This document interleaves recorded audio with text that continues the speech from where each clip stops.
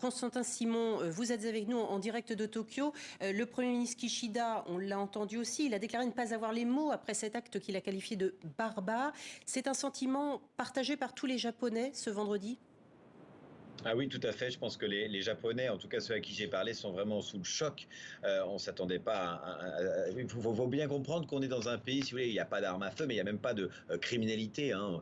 Moi, j'ai plusieurs fois laissé mon portefeuille dans la rue, je l'ai retrouvé avec l'argent qu'il y avait dedans. Donc, on n'est pas du tout habitué à cette violence, en tout cas cette violence de rue. Et là, faut imaginer donc Shinzo Abe qui était à un carrefour d'une ville très paisible, hein, Nara, et puis voilà, cet homme qui arrivait derrière lui, qui a tiré ses deux balles en pleine rue, qui a pu s'approcher à quelques mètres de l'ancien Premier ministre. C'est assez étonnant. Alors on en sait un petit peu plus sur cet homme, hein, Tetsuya Yamagami, 41 ans, vous le disiez dans le sujet, c'est un ancien membre des forces d'autodéfense japonaises, donc c'est l'équivalent de l'armée. Et pourtant Shinzo Abe a en effet fait beaucoup pour l'armée. Donc on ne sait pas tellement quels étaient les motifs. Visiblement, cet homme qui a été arrêté par la police a affirmé qu'il désapprouvait Shinzo Abe.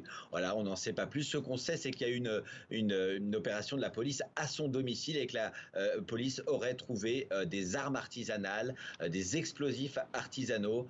Donc voilà le genre de fusil finalement qu'il a utilisé visiblement aujourd'hui pour tuer l'ancien Premier ministre Shinzo Abe. Merci beaucoup, Constantin Simon, pour ces toutes dernières informations.